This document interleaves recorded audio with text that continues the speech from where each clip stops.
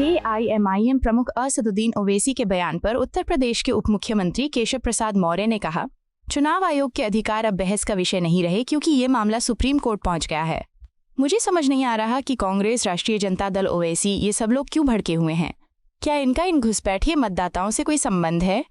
क्या इन्हें इनसे कोई राजनीतिक लाभ मिलता है? ये एक बहुत अच्छा प्रयास है और इसका स्वागत किया जाना चाहिए था। अगर किसी का निधन हो गया है और वो अभी भी मतदाता सूची में है तो उसका नाम हटा दिया जाना चाहिए। अगर कोई भारतीय नागरिक है तो उसका नाम मतदाता सूची में बना रहना चाहिए। बिहार के पूर्णिया से निर्दलीय सांसद पप्पू यादव ने कहा, कांग्रेस पार्टी ने देश के निर्माण में हमेशा एक अहम भूमिका निभाई है। खासकर अनुसूचित जाति और जनजाति के अधिकारों की रक्षा और उनके उत्थान के लिए कांग्रेस का योगदान ऐतिहासिक रहा है।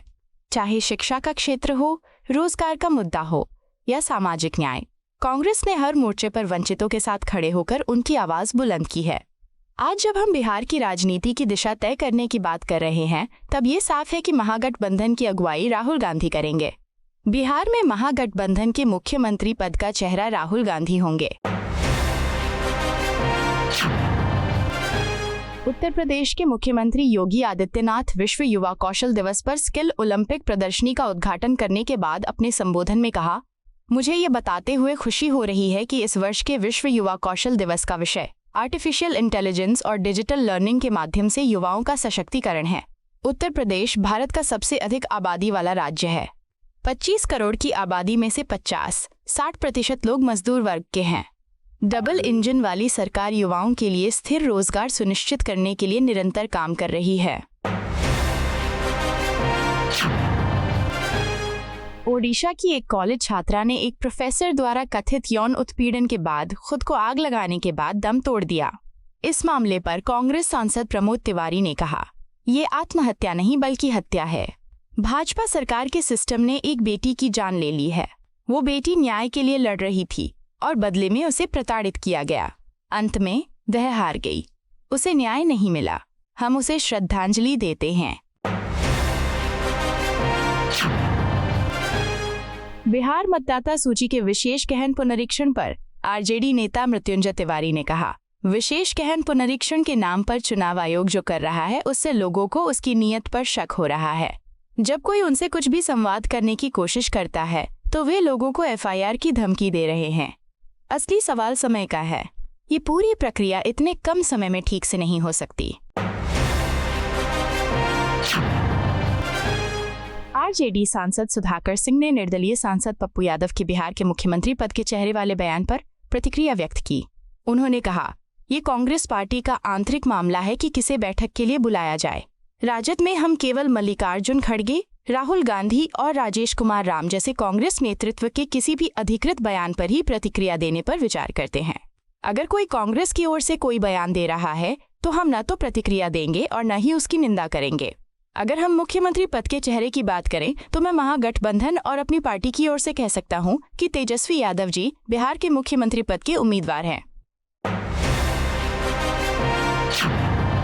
ओडिशा छात्रा आत्मदाह मामला पर आरजेडी नेता मनोज कुमार झा ने कहा, एक बात स्पष्ट अपनी बेटी और बहनों से कह दें कि ये देश आपको सुरक्षा देने में नाकामयाब रह रहा है, कोई भी राज्य हो या सूबा हो। मुझे लगा था निर्भया मामले के बाद इस देश की चेतना में कुछ ऐसा होगा जिससे हम नए सिरे से चीजों को परिभाषित करेंगे। सरकारों में, नागरिक समाज में एक प्रतिबद्धता होगी। उस प्रतिभा को क्षण क्षण हमने खत्म होते देखा। मुजफ्फरपुर हो, बंगाल हो, ओडिशा हो या उत्तर प्रदेश, हर जगह जहां आपने बेटी बचाओ बेटी पढ़ाओ का नारा टांग रखा है, वहां एक नया नारा लटका देना चाहिए कि बेटियां माफ करना, हम तुम्हें बचा नहीं पा रहे हैं। बिहार के मुख्यमंत्री नीतीश कुमार द्वारा 2030 तक 1 करोड़ रोजगार के वादे के पर उप मुख्यमंत्री विजय कुमार सिन्हा ने कहा, सावन महोत्सव और नाग पंचमी के अवसर पर हम बिहार वासियों को शुभकामनाएं देते हैं। बिहार में सकारात्मक ऊर्जा का संचार हो, महादेव बिहार को विषमुक्त करे। बिहार का अपमान करने वालों के लिए मुख्यमंत्री ने नाग पंचमी पर दीप जलाकर सकारात्मक ऊर्जा का संचार किया। रोजगार के अवसर बढ़ेंगे, अपराध और भ्रष्टाचार कम होंगे। एक्सियोम फॉर्मेशन के ग्रुप कैप्टन शुभांशु शुक्ला और उनके दल की आज वापसी पर कांग्रेस नेता उदित राज ने कहा, जब राकेश शर्मा को पहले भेजा गया था तब SC, ST, OBC लोग इतने शिक्षित नहीं थे। इस बार मुझे लगता है कि किसी दलित को भेजने की बारी थी। ऐसा नहीं है कि नासा ने परीक्षा ली और फिर चयन हो गया। शुक्ला जी की जगह किसी भी दलित या OBC को भेजा जा सकता था। शिवसेना UBT नेता आदित्य ठाकरे ने कहा, मैंने पहले भी यही पूछा था।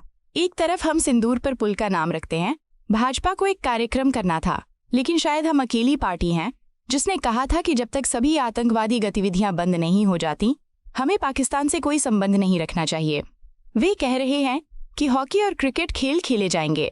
पिछले साल हमें बताया गया था कि बांग्लादेश में अल्पसंख्यकों पर अत्याचार हो रहे हैं, लेकिन इस भाजपा सरकार ने बांग्लादेश को 50,000 टन चावल भेजा था।